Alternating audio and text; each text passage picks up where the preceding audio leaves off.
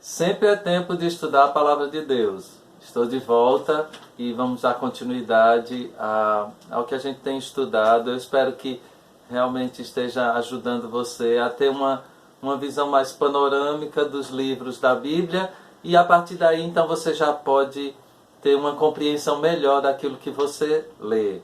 E quem sabe isso também até estimule você a ler mais a Palavra de Deus. Então esse é o desejo, é a nossa oração também. Falar em oração, então vamos começar com uma oração mais uma vez. Obrigado, Pai, pela oportunidade de estarmos juntos mais uma vez. Eu peço que o Senhor continue utilizando esse recurso para nos ensinar e para nos fazer entender a importância de conhecer o Senhor e a Sua Palavra. Em nome de Jesus. Amém.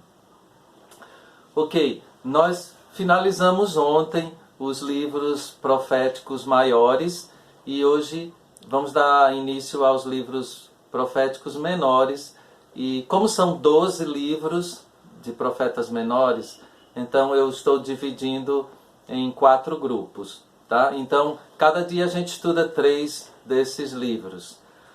Começando hoje, então, pelo profeta Oséias. Aí, antes, só lembrando, os livros proféticos, tá? Então, os maiores são Isaías, Jeremias, Lamentações, Ezequiel e Daniel. E aí depois vem os menores, que são Joel, Amós, Obadias, Jonas, Miqueias, Naum, Abacuque, Sofonias, Ageu, Zacarias e Malaquias, tá bom? Então, começando aqui com Oséias, a palavra Oséias significa salvação. Oséias foi profeta ao reino de Israel, tá? Nessa época de Oséias, então, o pecado estava se alastrando no meio do povo e na metade do seu ministério, então, grande parte do povo de Israel foi levado cativo para a Síria. Tá? E o tema desse livro é salvação. Ele fala muito sobre esse aspecto da salvação, fala muito que o povo deveria deixar a idolatria e se aproximar novamente de Deus. Algo curioso em relação a Oséias é que Deus manda ele casar com uma prostituta e eles têm 3 filhos. Depois disso, Gomer, que é a mulher dele, então, ela o abandona e vai em busca de outros homens. A situação dela fica ruim e ela acaba se tornando escrava.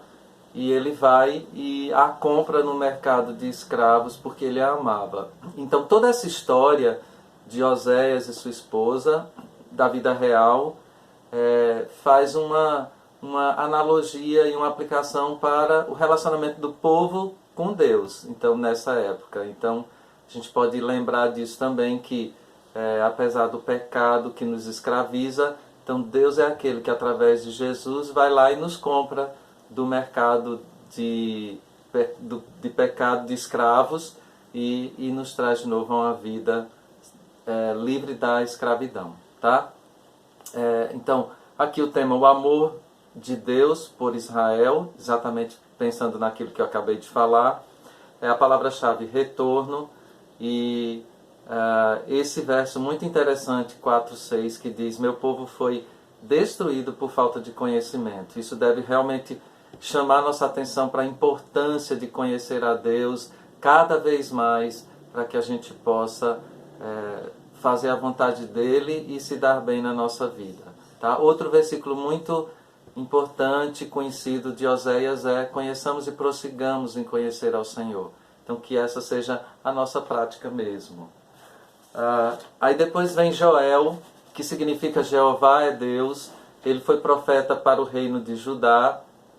E em Joel nós temos no período de Joel acontece uma praga de gafanhotos que destrói toda a plantação do povo de Israel. Isso associado à falta de chuva, então ocasionou uma seca muito grande. Então a situação extremamente complicada para o povo.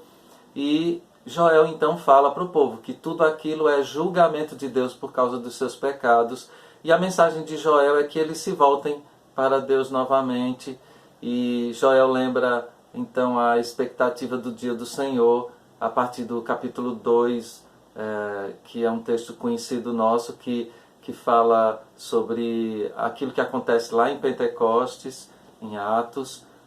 E então, aqui diz, julgamento de Deus, o dia do Senhor, e ele diz, derramarei do meu espírito naqueles dias, exatamente falando do Pentecostes. Então, um livro também muito interessante para a gente observar. E aí, lembra de novo daquilo que eu tenho falado sobre o caráter dos livros proféticos. Sempre há uma denúncia, um julgamento, um castigo, mas sempre no final uma mensagem de esperança, de resgate, de redenção, que revela esse grande amor incondicional de Deus sobre nós.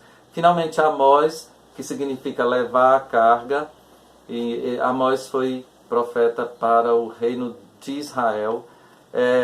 Nesse período de Amós, o momento era de paz, prosperidade, o povo não estava em guerra, mas havia muita injustiça social na exploração dos ricos para com os pobres.